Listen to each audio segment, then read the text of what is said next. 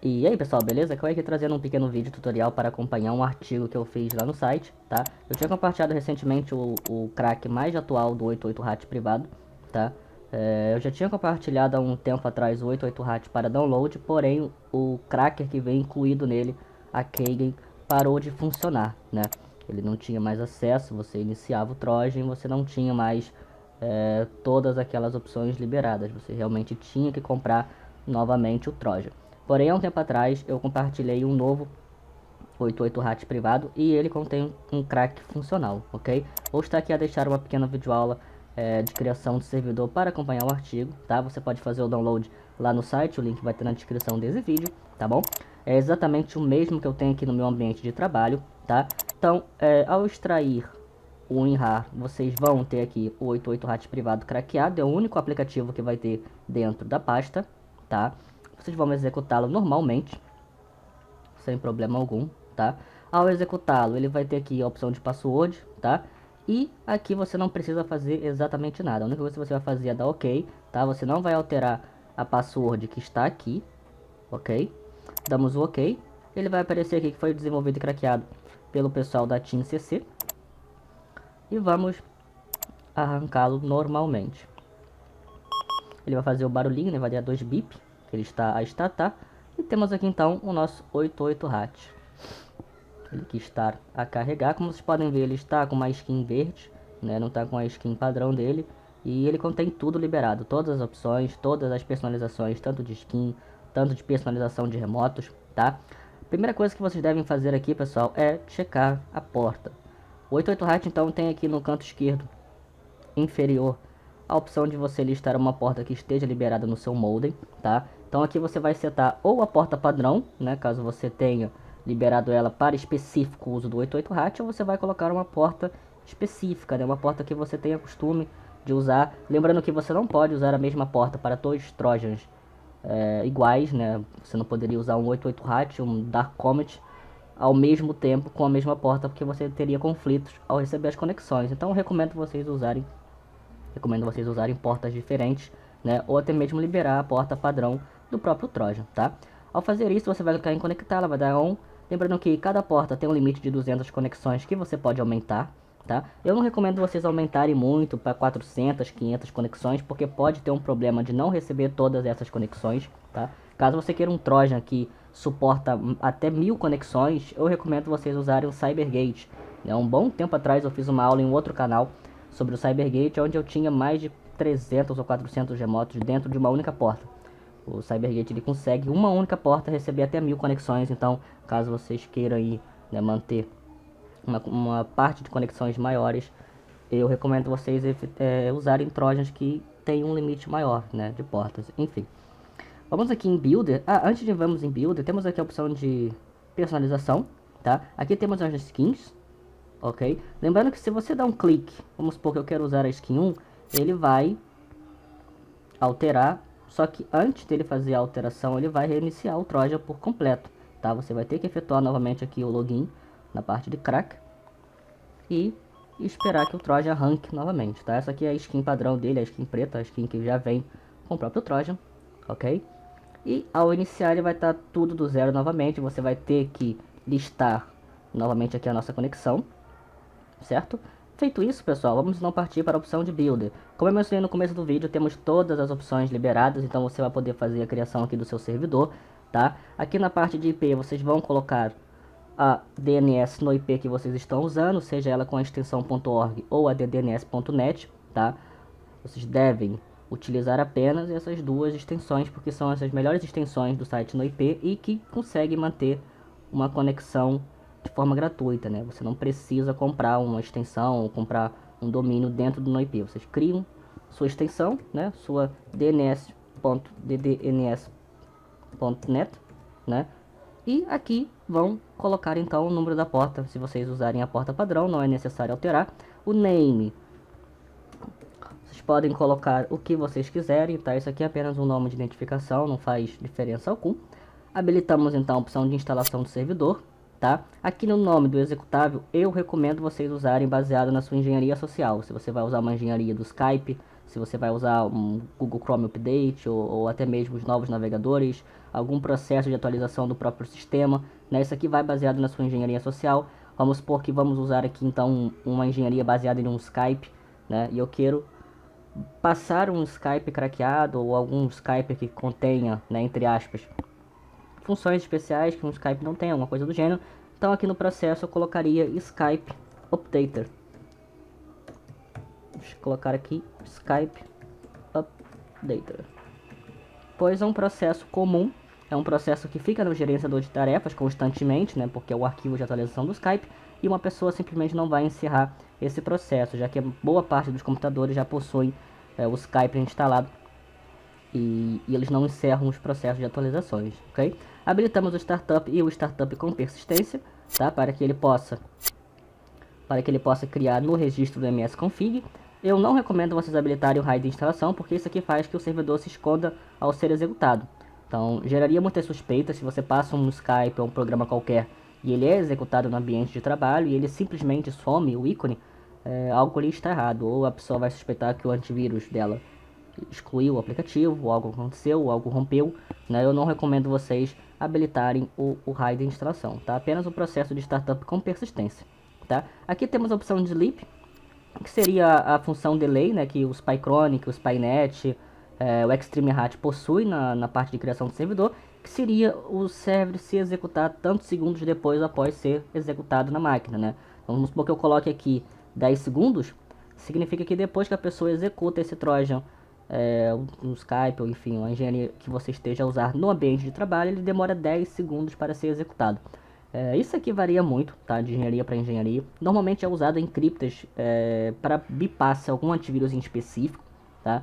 Quanto mais tempo ele roda dentro de um processo, né, dentro do gerenciador de tarefas, se o servidor está corretamente criptado, ele tem uma chance maior de não ser detectado no processo de runtime, né? Que é aquele processo que o antivírus escaneia e pega aquela detecção na base da execução, né? Tem aquele scanner que o antivírus escaneia e não detecta nada, né, no scan time, e tem aquele no processo de execução que ele detecta às vezes por má encriptação.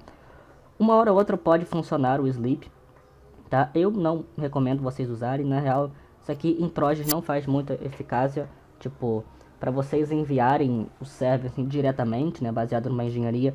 Eu recomendo vocês compilarem um server com sleep, caso você queira fazer manutenção do seu remoto, né? Você queira enviar um novo servidor e você não tem um crypto com a opção de binder e colocar um sistema de delay dentro daquele servidor, eu não recomendo vocês usarem assim para enviar diretamente, apenas em casos específicos que vocês forem fazer a manutenção daquele remoto, tá?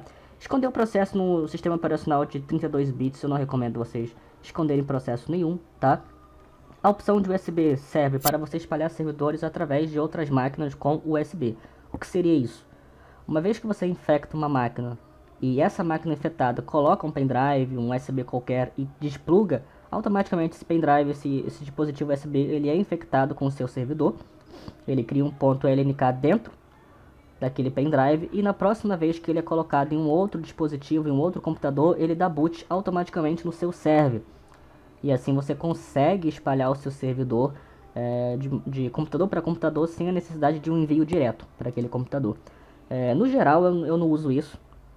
Isso aqui não é muito funcional caso você vai infectar uma máquina, um PC único, né, um PC de casa que não vai compartilhar um pendrive, alguma coisa com outro computador.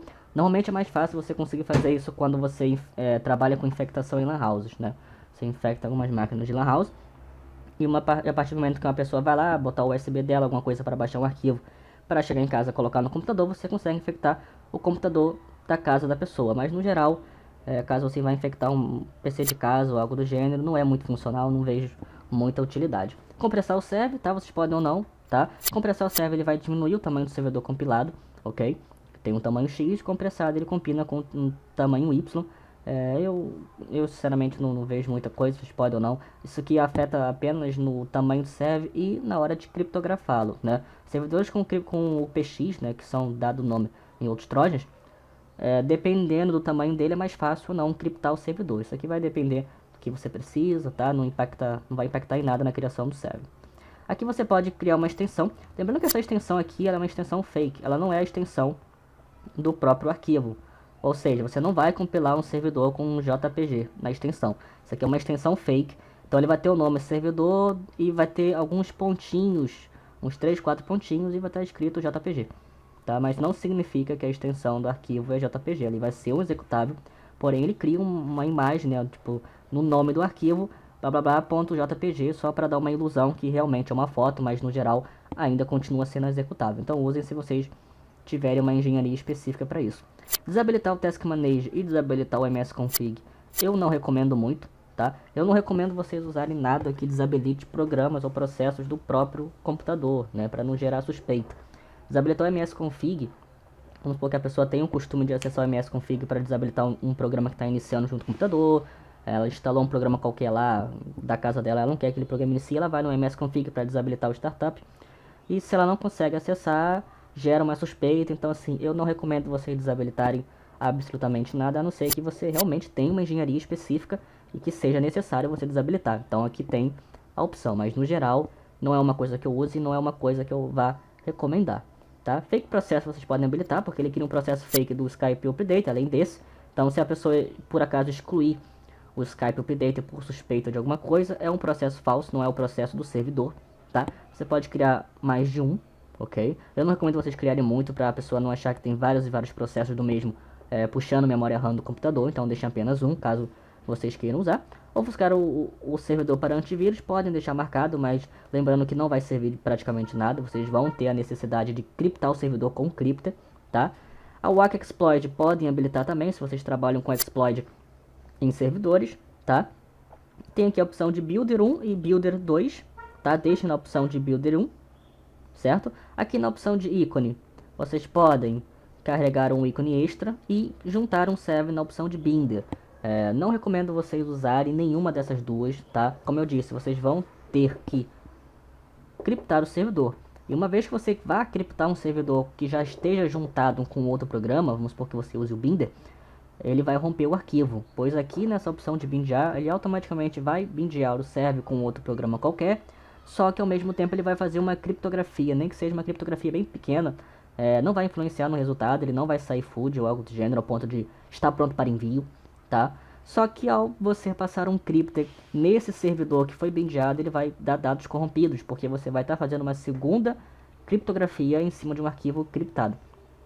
O que eu recomendo vocês usarem, caso vocês realmente queiram um serve bindeado e que tenha um resultado food, eu sempre estou a vender o Crypto com Binder, tá? E nesse Crypto com Binder você pode carregar separadamente o serve e carregar um programa extra e fazer a criptografia e bindear ao mesmo tempo. E sair com um resultado bom, tá? Então essa opção aqui em Trojans eu não recomendo vocês usarem. E a opção de ícone também não é necessário, porque, como eu mencionei, vocês vão ter que fazer a criptografia do servidor. E como todo mundo sabe, né, a partir do momento que você faz a criptografia daquele serve, o ícone daquele serve ele é alterado para o ícone da Stub.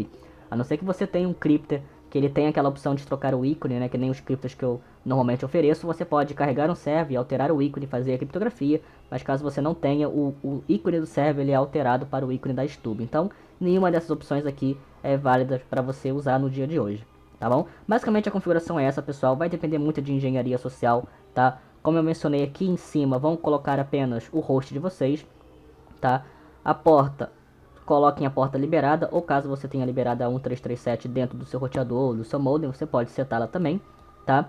A configuração basicamente que eu usaria e recomendaria é essa. Claro que vai variar de engenharia, principalmente na parte do install, né? Você não vai necessariamente usar o Skype Update. Se você tem uma engenharia do Google Chrome, do Adobe ou alguma outra coisa, você vai colocar o processo baseado naquilo que você está usando, né? Eu não vou colocar um Skype Update e enviar uma engenharia do Google Chrome, enviar um Google Chrome, enviar um programa que é criado, um CCleaner craqueado, né? Eu uso muito engenharia do Torrent, então constantemente eu estou colocando trojans dentro de programas que é criado, um crack do CCleaner, um crack do Unshampoo, enfim, eu crio um serve sempre específico para aquela engenharia, tá? Eu não uso um nome genérico, um Skype Update, um SVC Host para todos os tipos de engenharias, todos os tipos de servidores.